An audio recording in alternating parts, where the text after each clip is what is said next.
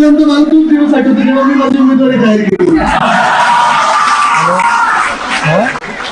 आणि माझा आवाज तिथपर्यंतच येत असला या हॉलमध्ये, तरी तुम्हाला आज एक सांगतो की तुमचा आवाज गुवाहाटीपर्यंत पोहोचलेला आहे.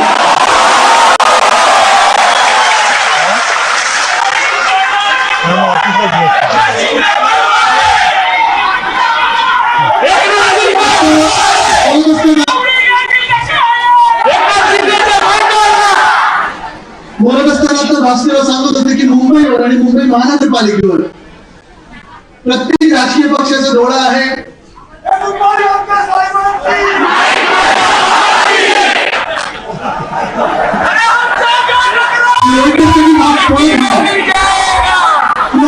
आवाज तुमचा वाचवून ठेवा जरा. पण भास्करराव मी तुम्हाला सांगतो, हे तुम्ही बरोबर बोलत की मुंबईवर सगळ्यांचा डोळा आहे, भारतीय जनता पक्षाचा डोळा आहे.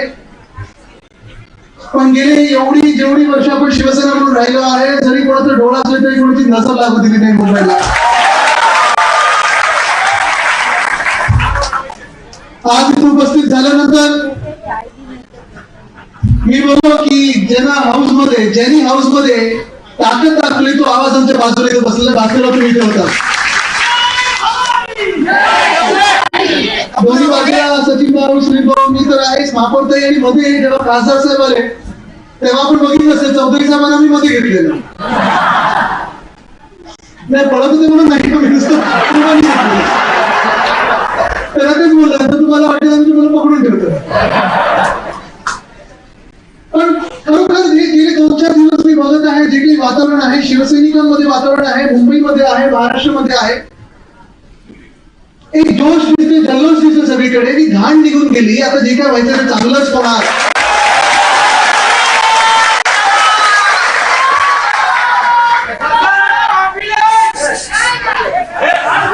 मला एकच गोष्टीचं अजून आश्चर्य होतं भास्करराव, हैराण देखील होतो. पण ठीक आहे, राजकारण म्हटल्यानंतर लोक कसे बदलू शकतात, कसे असतात हे आपल्याला वर्षानुवर्ष आपण बघितलेलं आहे. पण हाच प्रश्न एक सतत येत असतो की आपण ह्या लोकांना कमी काय दिलं आणि कधी दिलं कमी. तुम्ही सांगा, कित्येक लोकांवर अन्याय झाला हे असं अर्थ दिसून येत आहे. काल पण माझ्याकडे ठाण्याची लोक आले, कल्याण डोंबिवलीची लोक आले की साहेब तुमच्यापर्यंत मला कधी पोहोचूच दिलं नाही, मातोश्रीपर्यंत येऊच दिलं नाही, मातोश्रीला आल्यानंतर फोन यायचे की तुम्ही तिथे गेलात का, हे घडत होतं आणि हे आम्ही दुर्लक्ष केलं. ही आमची चूक आहे. आज पक्षप्रमुखांनी पण सांगून दाखवलं. किती लोकांनी बघितलं आजचं पक्षप्रमुखांचं भाषण, कालचा फेसबुक लाईव्ह किती लोकांनी बघितलं आणि परवाचा कधी किती लोकांनी बघितलं.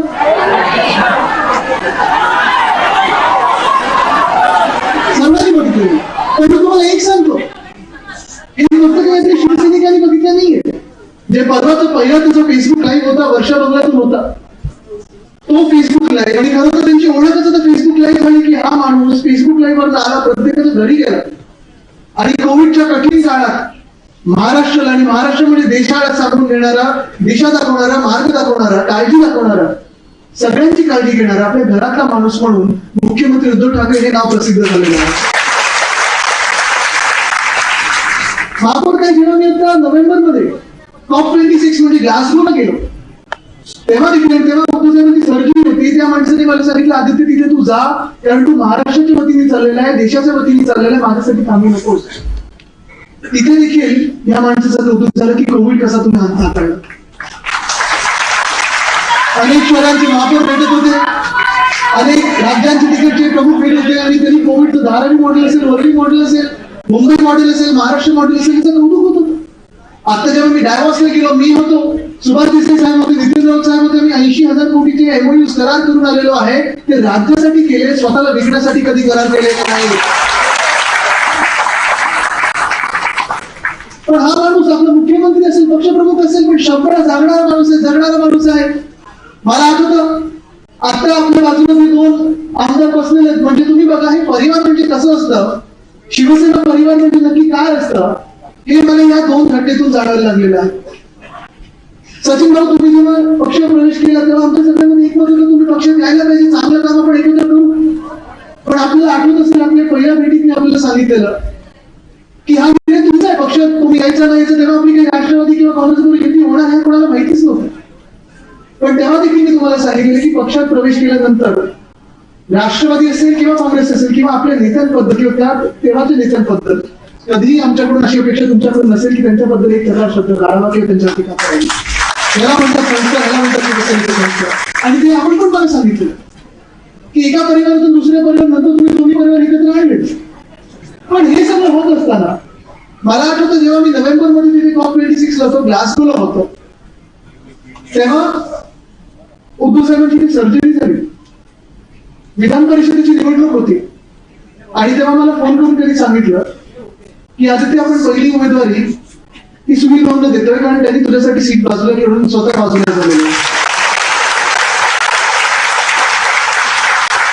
आणि अक्षरशः ते खरं तर बघितलं आणि काल वाटतं त्यांनी सांगितलं त्यांची परिस्थिती काय, त्यांची वेदना होती त्यावेळी, म्हणजे बोट हलवू शकत नव्हते, काही जेव्हा काय झालं ते ठीक आहे त्याचं जागते.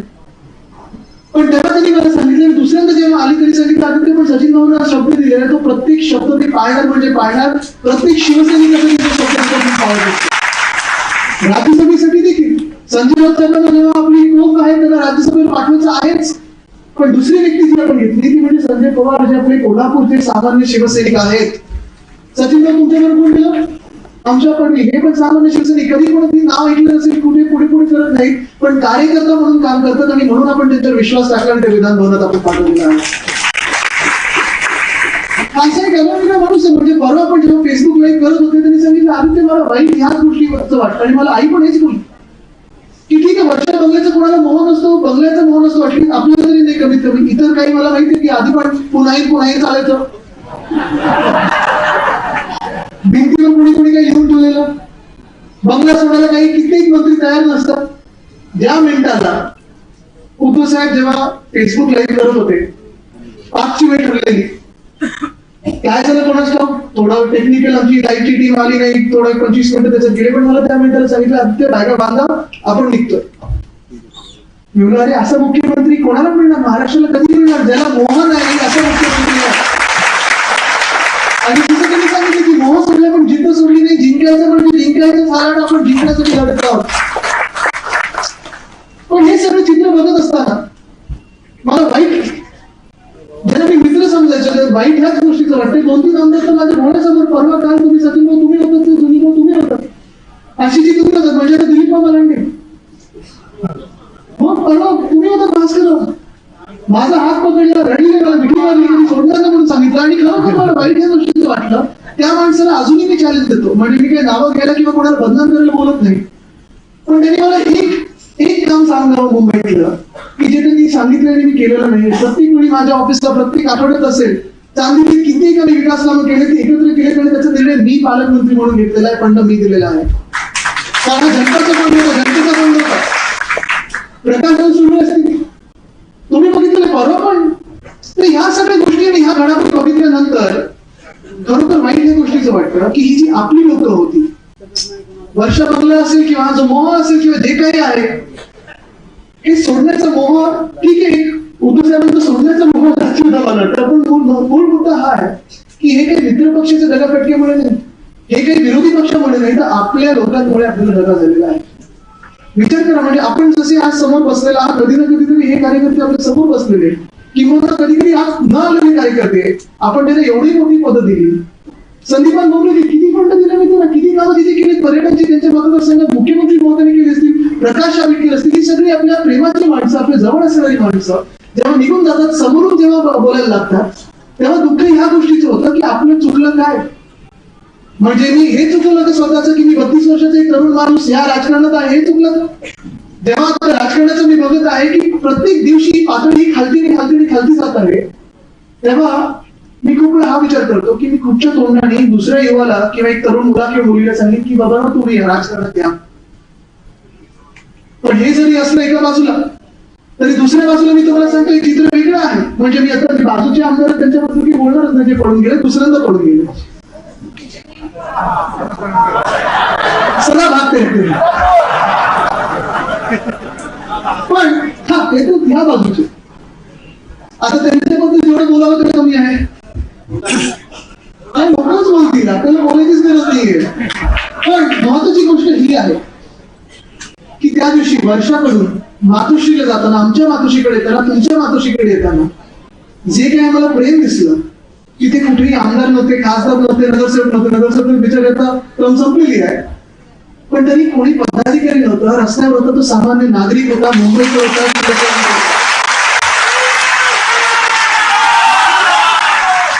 आणि असं काही ठरलं नव्हतं की तुम्ही या जमा हे करा ते करा, असं काहीच ठरलं नव्हतं. ज्या मिनिटाला मला टू सांगितलं की वर्ष बंगला सोडून मातोश्रीकडे जात आहे, त्या मिनिटाला मी फेसबुकला बघत होतो. आमच्या डोळ्यांमध्ये सगळ्यांचे अश्रू होतेच, बाहेरचे सगळे होते.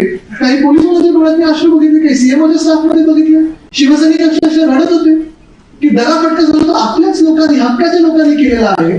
पण हे झाल्यानंतर जे काही मी ट्विटरवर बघत होतो, जे काही मी फेसबुकवर बघत होतो, जे काही मला मेसेजेस येत होते, की फक्त काही राजकीय लोकांकडून होते, फक्त शिवसैनिकांकडून होते, पण अशा काही नागरिकांकडून होते या देशातल्या आणि या महाराष्ट्रातल्या ज्यांना राजकारण कळतं पण ते राजकीय नाहीये, ज्यांना राजकारण कळतं पण ते कुठच्याही पक्षाचे नाहीये, अशा लोकांकडून मेसेज आले की हा खरोखर सर्वोत्तम मुख्यमंत्री तर आहेच, पण व्यक्ती म्हणून खरोखर याच्यासारखं दुसरा व्यक्ती होणार नाही. जे आज सोडून गेलेले आहेत आपल्याला, ज्यांनी बंड पुकारलेले आहेत तिथे गेलेले आहेत, काय नक्की मिळणार त्यांना?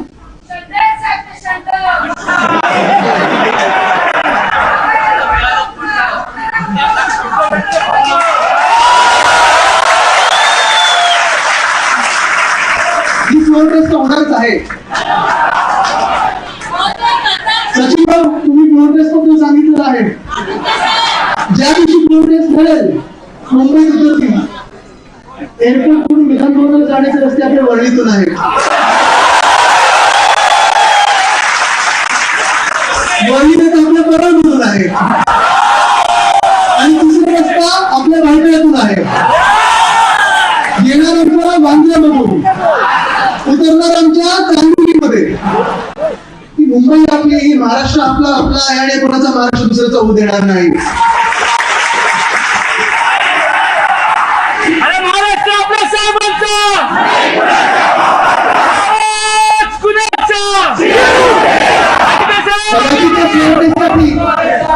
कदाचित त्या फ्लोर टेस्टसाठी म्हणजे एक फ्लोर टेस्ट आपली बाहेरची आणि एक फ्लोर टेस्ट आपली.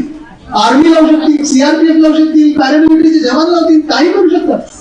पण केंद्र सरकारला हे उत्तर द्यायला नुसतं महाराष्ट्राला नाही, देशाला नाही, जगाला लागणार आहे की जे चाललेलं आहे ते लोकशाहीला पकडून आहे का, न्याय प्रक्रियेला पकडून आहे का.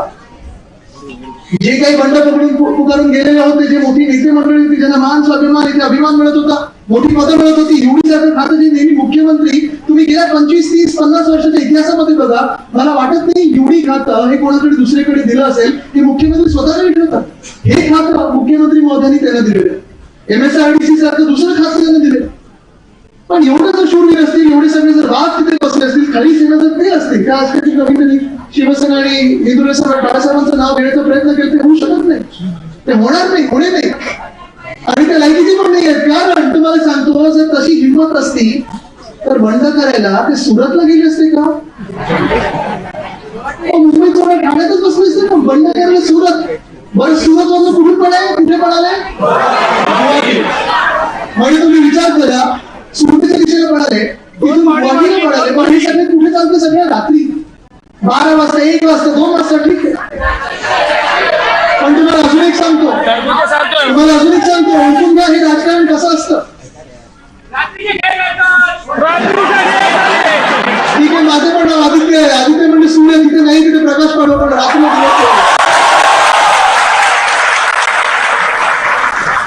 पण तुम्हाला सांगतो, ज्या गुवाहाटीमध्ये गेलेल्या आहेत तिथे 2 चित्र दिसत आहेत. एक चित्र कुठचं आहे तर आपल्या आमदारांचं, ज्यांना काही लोकांना किडनॅप करून गेलेलं आहे. 2 शून्य आपल्याकडे पळून आले परत, कैलाश पाटील आणि नितीन देशमुख. हे दोघं आपल्याकडे आले, ताकद लावली, त्यांनी लढाई करून परत आले. काही लोक बिचारे, आज मी व्हिडिओ बघतो त्यांचे चेहरे पडलेले, असं वाटतं दादागिरी केली, धमकी दिलेली नाही. काही लोक खरोखर बसून गेलेले आहेत, जे 15-16 टच मध्ये आहेत. ते सांगत असतात की असं सांगितलं गेलं की मतदानानंतर गाडीत बसा, जेवणाला नेतो आणि तिथून पळवलं. पण जी मंडळी केंद्र सरकारला घाबरून गेलेली, जी मंडळी स्वतःला प्राइस टॅग लावून गेलेली आहे, ते आपले नव्हते आणि कधी होणार पण नाही. त्या मंडळीचं जिथे हॉटेलमध्ये पाहुणचार चाललेला आहे, आपण काही किती म्हणजे किती अमाप पैसा, चार्टर प्लेनवर पैसा उचलला जातो, हॉटेलवर पैसा फेकला जातो. मला वाटतं कालच वाचत होतो मी कुठेतरी वृत्तपत्रामध्ये की 8 ते 9 आहे.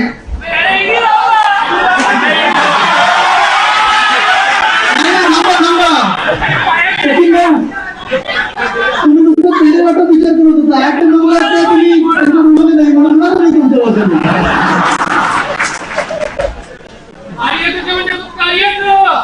आता मला वाटतं त्या दिवशी ते फक्त गायचे बातमी शिकली.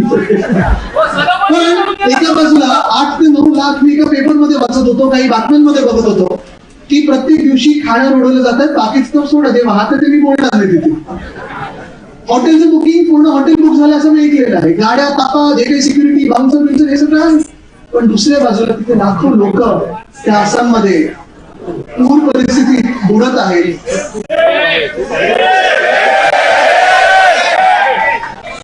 जर मी या राज्याचा मुख्यमंत्री असतो, जरी माझं सरकार दुसऱ्या राज्यात स्थापन होत असतं, तरी मी सांगितलं असतं पहिला मला मदत करा, इथे मी हे घेणार नाही कारण माझ्या लोकांना मला मदत करायची आहे. पण काय म्हणजे निर्लज्जपणा किती. ज्या राज्यात पूर आलेला आहे, लाखो लोक संकटात आहेत, जिथे काही लोकांचे जीव जात आहे, तिथे ह्या गोष्टीचे करायचे. आता मला ऐकू पुढे गोव्यात नेणार की कुठे नेणार हे सगळ्या गोष्टी चालू. पण हे ठरवूनच आपल्याला पुढे जायचं आहे की आता प्रत्येक पुढचं पाऊल आपलं लढायचं असणार आणि जिंकायचं असणार हा निर्धार करून आपल्याला पुढे जायचं आहे. आमदारांनी कसं वागायला पाहिजे, कसं राहायला पाहिजे, ज्या मान सन्मानमध्ये, म्हणजे मी पहिल्यांदा मी सकाळी पण बोललोय आपल्या राष्ट्रीय कार्यकारिणी. असं तर आधीचे जे बंधन झालेले आपल्या पक्षात ते विरोधी पक्षातून सत्ताधारी पक्षात जायला होते. कदाचित पहिलं असं उदाहरण असेल जगात जे सत्ताधारी पक्षातून जे सदैव विरोधी पक्षात बसणार आहेत आणि या महाराष्ट्रात तिथेच बसवणार आहे, तिथे जायला निघालेलं आहे. आणि विरोधी पक्षात पण नाही, आता आपण निष्पन्न गिळती प्रक्रिया सुरू केलेली आहे. याला एकच उपाय आहे, याला एकच पर्याय आहे, एक तर प्रहार पक्षात जा, नाही तर भाजपमध्ये जा, शिवसेनेत.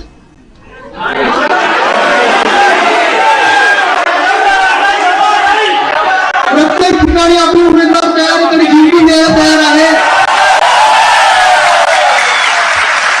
त्याला हिंमत आहे ना स्वतः लढायची शिवसेनेसमोर? नाही तुमची नाही, त्याला विचारतो. तुम्ही पण जाऊ तिथं. हिंमत असेल शिवसेनेवर समोर लढायची, खरं बंड पुकारायची. आणि जर असं वाटत असेल त्यांना की ह्याच्यामुळे जाऊन चुकी केली, उद्धव साहेबांचं नेतृत्व चुकीचं आहे, आम्ही सगळे जे आहे ते चूक करत आहोत, चला प्रत्येकाने तिकडचे राजीनामा पाठवा आणि पुन्हा एकदा निवडणुकीला सामोरं जावं, आम्ही तयार आहोत.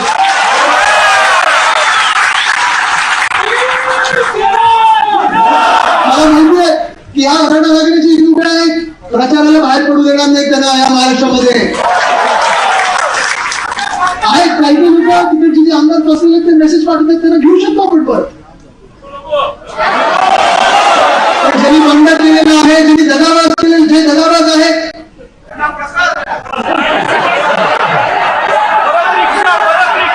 त्यांना महाराष्ट्रात पुढे येणं नाही ही आपण शपथ घेऊन पुढे चालू पाहिजे. महिला आघाडीवर बसलेली सकाळी दुपारी आपली राष्ट्रीय कार्यकारी झाली, त्याच्यानंतर शपथ म्हणतो तुम्ही असता. आश्चर्य ह्या गोष्टीचं वाटलं आणि मला बरं ह्या गोष्टीचं वाटलं. आणि मी कदाचित उद्धव साहेबांना हेच सांगणार आहे की पुढच्या वेळी जास्तीत जास्त आपले जे आमदार आहेत ते महिला असायला पाहिजे. म्हणजे आपल्याला जाऊ नका. मला या महिला आघाडीने सांगितलं, हो अजय भाऊ, हा मला वाटलं की त्यांनी पुढे पण तिथे घेतली बघितलं काय मला आज महिला आघाडीने हेच सांगितलं, सोपं भाषेत सांगितलं, तरी सांगितलं अदितीची एक गोष्ट आहे. आज त्यांनी जाहीर केलेलं आहे की त्यांना हिंदू सम्राट बाळासाहेब ठाकरे यांची शिवसेना आणि दिघे साहेबांची शिवसेना ही अपेक्षित आहे. जे बंडखोर झालेले आहेत त्यांना समजून देण्याचं जी जबाबदारी आहे ती आपल्यावर. त्यांनी मला एकच सांगितलं महिला आघाडीने की जे बाळासाहेब जसं समजवलं असतं हिंदू सम्राटाने किंवा दिघे साहेबांनी जसं समजवलं असतं तशी समजवण्याची जबाबदारी ही महिला आघाडीने घेतली. आता मला बघितलं त्याचं काय म्हणजे मी कधी बघितलेलं नाही. असं मला तर एकच गोष्ट आपल्याला ठरवायला पाहिजे की हे दगाफटका खूप झाला, हे जे फुटीरवादी आहेत आपल्याकडेच फुटीरवादी आहेत.